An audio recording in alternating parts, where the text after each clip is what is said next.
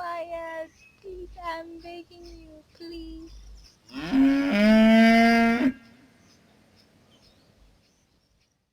Hello, welcome and welcome back to this channel. Today I'll be talking about relationships. So, I am single. Very single. I have been single all my life. But I want to talk about my perspective on relationships and how it has been over the years. So, I have not just been single all my life. I have been into a couple of entanglements, 3 of them.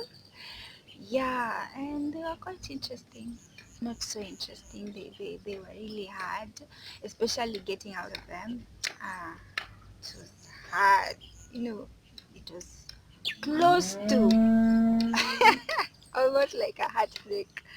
But anyway, so in this journey of singlehood, I've not just always wished to be single. There are times I wish to be in a relationship, walking the streets of KU, and there are some places which are just so nice, and I'm like, oh God, I wish I had someone to share these moments with. But yes, I have just been single. Yeah. I first came to learn about relationships, as a kid. I was 10 years, and we had this life skill lessons, and the one who used to teach us was a nun. She used to be very, honest with us and tell us the ins and outs of boy-girl relationships, and trying to encourage us not to be caught up in the repercussions of being careless in our interactions with males. That was back in school. Yeah, so that is where I got to learn that, I guess the desire to be, you know, to be careful in relating with the opposite sex was built back then. I pursued that, like, not wanting to be caught up in early relationships back then. Maybe I was in class 6 when I first, it was encouraged. But then I went to and high school. I was still, you know. I will also say that circumstances also made me single. I would say that because I went to a girls' school in class 2. So I was in a girls' school from class 2, and that time when I am somehow a big girl, you know, I went to boarding school, that is to boarding girls' school still in class 7. So you don't have opportunities to maybe interact with boys and them throwing words at you. Yeah, I didn't have the privilege. But anyway, yeah, and also going to a girls' high school. I think those are some of the factors that didn't give me an opportunity to be like in a relationship. Because even when I'm home, I just love being at home in the house, especially since I went to boarding school. I don't socialize so much around home. And the other thing that growing up in church, you got to one relationship and marriage, and uh, I remember, I think we were told that when you're getting into a relationship, you're supposed to be looking forward to marriage. So I had that mentality, in that if I am getting into a relationship, I think I am looking to marry that person. I'm just not entering there because I just want to be with someone or be in a relationship with a boy, but because I am looking at them as a potential husband. Yes. So I thought, I am in Form 2. I am, how old? I think 14 years old. And probably I want to get married at around this age. So why would I date someone for this long? Uh, and and the other perspective was marriage is forever. So why would I date this person for this long, yet I will be with him forever? So I decided, let it wait a little. So I didn't get into any relationship. And also, I remember my mom having this conversation with a friend. She was just talking, and she said, hey, when you want to serve God, just serve Him when you're still young. Because she was saying that she used to serve God, she used to love God, she had a zeal for the Lord back then when she was still a young girl. But now she has various commitments. She has a husband to take care of, children always crying, refuse to grow up. Anyway, yeah. So those I decided, if this is the case, let me use my youth very well to just be zealous for God and do the things for God, do exploits for God. And when I get married, I don't want the zeal to go away when I get married, but there's that possibility that too many other commitments won't be, make me so flexible in serving God. But in this singlehood journey of mine, there have been benefits. Uh, the first benefit is that I think I have grown more into myself.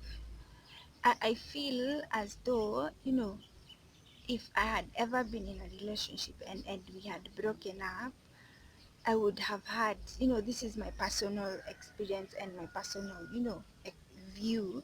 I think I would have had the pressure of proving myself to that person, wanting, them to see you left something behind when you went. You get me. Yeah, I think that would have been a possibility, but I have, had the privilege of being myself without the pressure of trying to prove to anyone that I am worth something. Or yeah, yeah. The other thing is, have been more prepared for a relationship, in that if you know if it's ahead of me, I'm not really sure if it's ahead of me, but anyway, if it's ahead of me, I think I am more prepared. Yesterday I was just talking to a friend, and she was like telling me like her experiences in marriage, and how it's not just a walk in the path.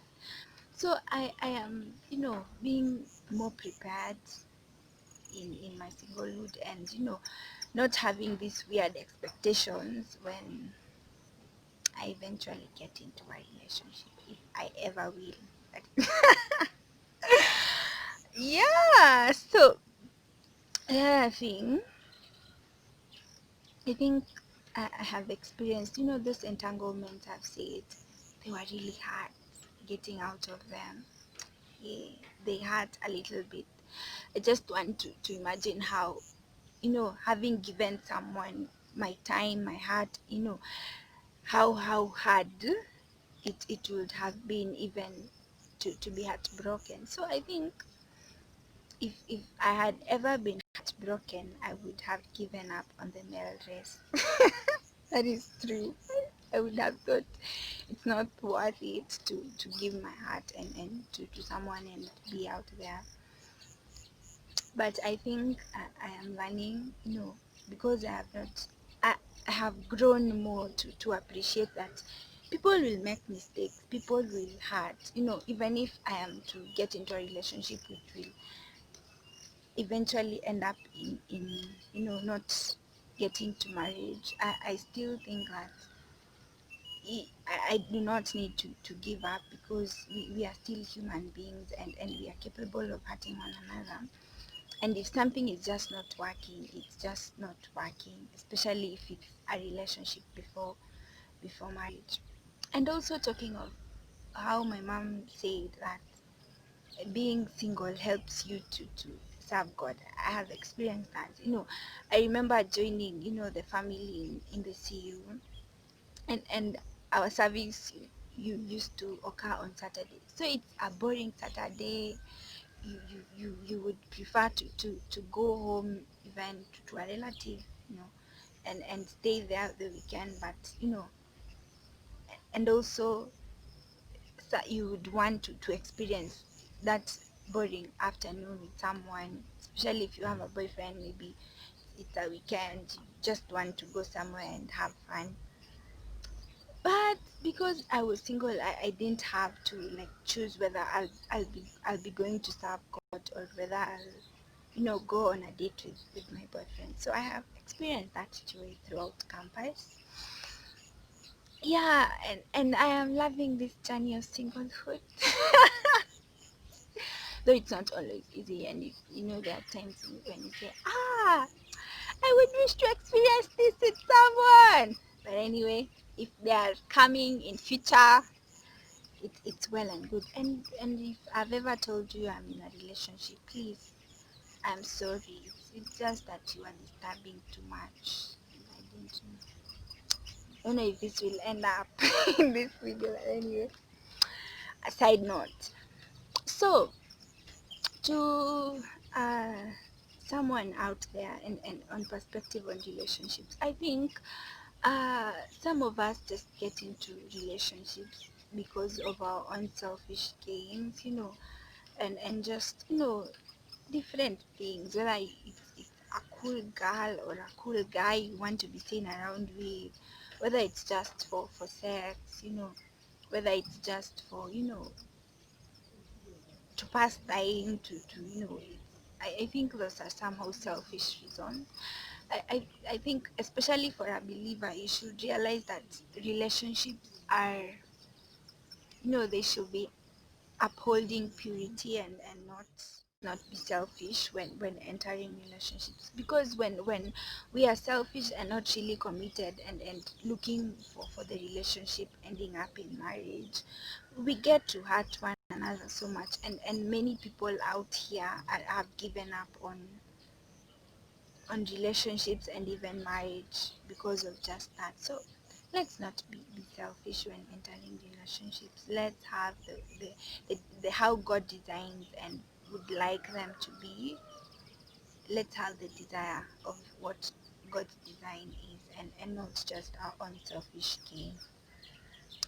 And also, I think when you're entering into a relationship, know that marriage is actually forever, and not just, I think in the future, we our kids, if we ever have them, might not experience, you know how marriages have been designed by God, because we are just careless, and we think if it's not working, it's not working. But I think, like, could we, revive that perspective that marriages can still work? Yes, I'm not married. I don't have experiences of marriage. I'm just hearing them. But I just want and hope that in future, guys will get to experience the joy of people, seeing people who are married and living happily ever after. Yes, I just hope. Yeah. And also, to any single person like me out there, please don't give up on the wait. If you're still waiting, yeah, don't give up. Don't compromise just because you want to get a quick fix. But wait on God. Be faithful in your singlehood. Use it to glorify God, and do things that will actually bring glory to his name. Yes, that is it. Thank you for staying with me this far, and bye.